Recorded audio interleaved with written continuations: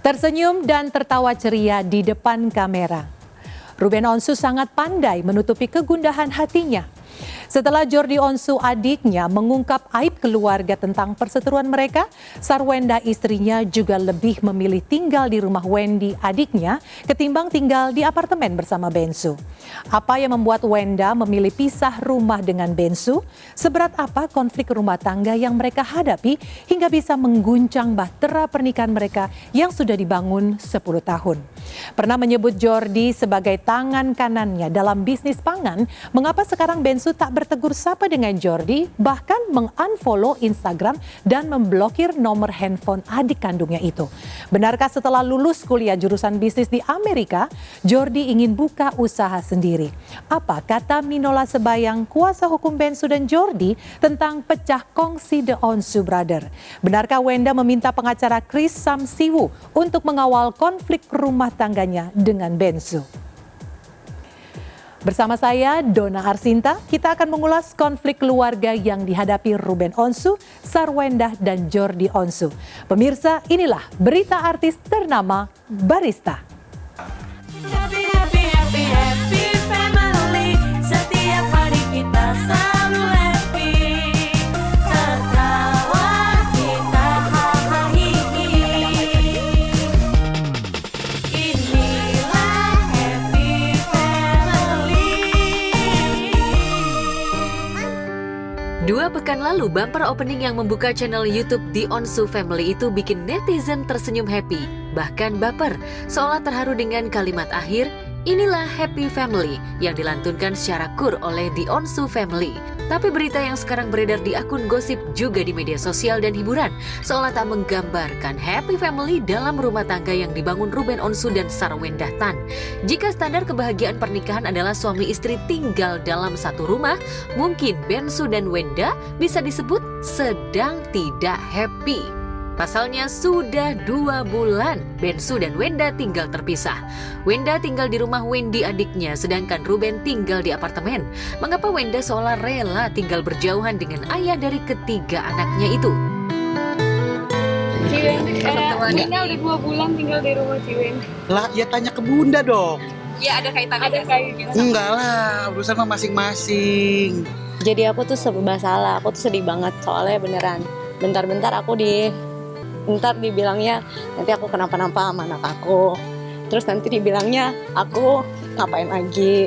Ntar dibilangnya aku gugat lagi. Jadi semuanya aku serba salah. Jadi kalian tolong juga, karena aku juga seorang ibu ya. Jadi kasihan anak-anak aku tuh udah bisa baca. Jadi mereka udah bisa baca berita-berita yang ada gitu. Jadi aku juga kerja dari pagi sampai malam buat mereka. Aku berusaha selalu ada buat mereka. Jadi tapi kan anak-anak gak bisa aku pantau terus 24 jam apa yang mereka lihat. Jadi tolong jangan dibuat tambah pusing lagi beritanya gitu. Ya kaget pasti kaget ya. Tapi kan artinya pisah rumah ini kan maknanya kan banyak. Maknanya banyak. Pisah rumah itu karena ada masalah, pisah rumah itu karena lagi ada proses pembangunan tempat kediaman yang baru, sehingga akhirnya untuk memudahkan aktivitas harus sementara berpisah dulu. Ini kan banyak ya. Jadi saya tidak harus menafsirkannya dengan cara yang negatif dulu. Enggak nanyain kayak gimana. Anak-anak aku udah jangan melihat anak-anak tuh terlalu kecil, tapi mereka tuh lebih dewasa. Mereka itu sebenarnya udah dewasa banget dan mereka itu sebenarnya lebih mengerti. Justru mereka itu sebenarnya pemerhati yang lebih parah daripada netizen gitu loh.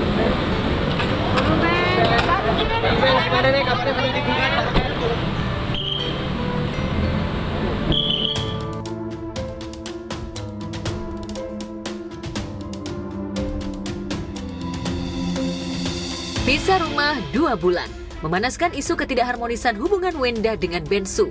Netizen yang super kepo pun mempertanyakan ketidakhadiran Bensu di rumah sakit saat Wenda menjalani operasi sinus. Dalam sejumlah konten terbaru yang diunggah channel The Onsu Family, Bensu juga sering absen. Salah satu momen penting di mana Bensu tidak hadir menemani Wenda adalah saat mantan personil Cherry Bell itu tengah dirawat di rumah sakit. Hingga selesai operasi sinus sampai Wenda kembali pulang ke rumah Wendy adik iparnya, Bensu belum sempat menjenguk istrinya itu. Kalau misalnya itu emang iya nggak datang gitu, dan tapi ada teman-teman aku gitu yang datang terus udah kayak gitu, Tania tadi mau nginep, tapi aku kebetulan full kan, kamar rumah sakit tuh full banget yang ada kamarnya, jadi tuh nggak ada kamar gitu. Dan kalau misalnya Uncle kan udah tahu kalau aku lagi sakit gitu, Cici Ripka kakaknya Uncle juga udah sakit, biasanya aku yang rawatin gitu, aku yang ngurusin gitu. Jadi kayak kalau kita di rumah sakit sampai susternya bingung kayak mau piknik gitu, sampai bawa kasur lipat tuh. Tapi aku akhirnya aku bujuk-bujuk supaya Tania pulang gitu. Kalau Onyo dia bilang dia mau nemenin gitu, yang nemenin Onyo sama sus aku cewek, supaya kalau misalnya aku mau ngapa-ngapain kan gampang gitu, ada cewek yang nemenin gitu. Kalau memang itu udah disampaikan oleh Wenda beneran di media ya bahwa dia udah pisah rumah, ya saya juga nggak bisa memberikan satu komentar apapun karena pasti ada alasan sih, pasti ada alasan kenapa antara Wenda dan Ruben misalnya tidak serumah gitu kan. Tapi emang kan ada masa di mana setiap orang itu ketika menghadapi persoalan memiliki caranya masing-masing untuk bisa berbicara dengan dirinya sendiri ya kan. Jadi ketika mereka memilih untuk yuk sama-sama kita introspeksi diri misalnya, ya itu adalah cara mereka gitu, dan menurut saya itu jauh lebih bagus daripada serumah misalnya. Tapi yang terjadi adalah pertengkaran yang disaksikan oleh anak-anak. Kalau emang bener mau dicari kesalahannya juga bingung. Kenapa sih orang yang clubbing kagak lu gosipin aja gitu kan? Kenapa gue yang kagak ngapa-ngapain lu gosipin Itu gitu loh, loh. dia kan soalnya suka nonton ini. Taulia tuh suka nonton ini. dari kalau nonton YouTube itu kan dia lagi cari, dia mau nonton videonya sendiri The Onsu. Terus muncul tuh Nanti video-video, muncul berita-beritanya. potongan-potongan. Ya kan. Nah, Dia kalau suka kayak nanya soalnya. kalau kayak gitu kan berarti kayak gimana? Gue harus lapor ke siapa? Bingung kan. Ya, Wenda dan Bensu merasa risih dengan panasnya pemberitaan yang beredar yang menyebut pernikahan mereka diterpa prahara dan tengah berada di tubir perceraian. Bahkan Wenda sempat diberitakan sudah melayangkan gugatan cerai ke Pengadilan Negeri Jakarta Selatan melalui kuasa hukumnya Kris Samsiwu. Sebaliknya, Bensu juga dikabarkan sudah mengutus Minola Sebayang untuk membuat draft perceraian dengan Wenda. Namun seperti apa fakta sebenarnya? Belum waktunya, artinya begini, belum ada yang bisa dibagi titranya ke teman-teman gitu loh. Omongan yang mana nih? Aduh ini. Aduh. Ya konsultasi kan biasa lah. Ya. Saya kalau mengenai masalah pisah rumah itu belum dapat info. Aku nggak ada gugatan apapun. Jadi teman-teman media nggak usah sampai nungguin di rumah, itu satu. Jadi ya nggak ada apapun, gugatan dari aku nggak ada. Jadi kalau misalnya ada yang bilang ada, tolong tanya ke mereka.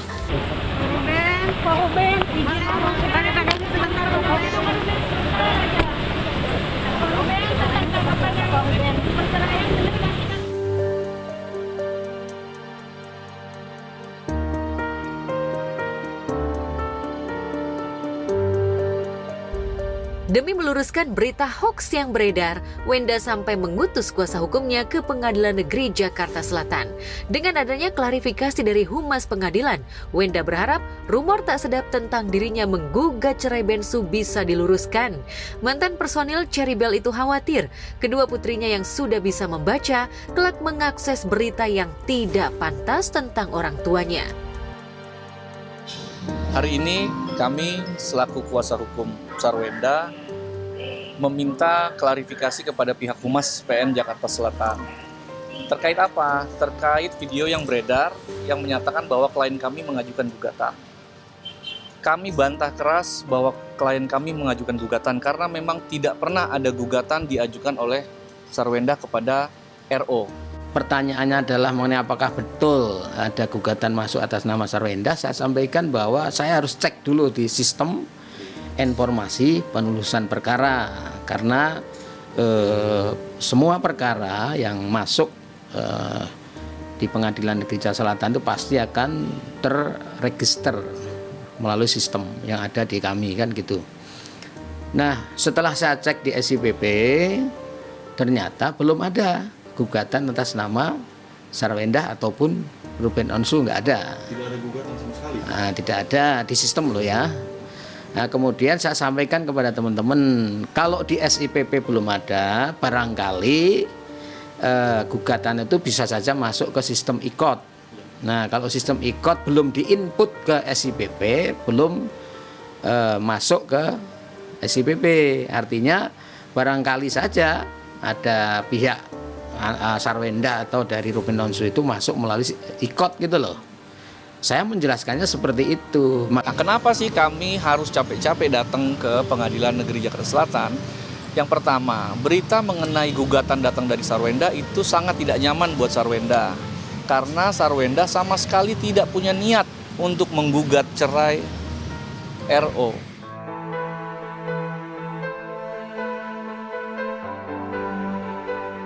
Sebagai ibu, wajar bila Wenda berusaha menjaga mental anak-anaknya dari berita hoaks tentang orang tua mereka. Meski begitu, Wenda tak kuasa menghentikan laju bola panas yang bergulir liar di media sosial. Lantaran ia tidak mengklarifikasi kisruh rumah tangganya secara tegas. Jika memang tidak ada apa-apa, Wenda punya hak jawab dan bisa menggunakan haknya itu dengan sangat meyakinkan dan elegan, hingga publik dan netizen percaya bahwa rumah tangganya dengan Ruben memang baik-baik saja. Kalimat yang Wenda ucapkan justru terkesan ambigu. Kaget gak sih Bun mendengar berita ini Bun? Kaget, sedih sebenarnya, sedih banget. Masalahnya kayak aku difitnah berkali-kali terus-terusan gitu ya. Nanti tolong ditanya aja ke mereka. Aku tuh orang awam banget, Mbak, maaf.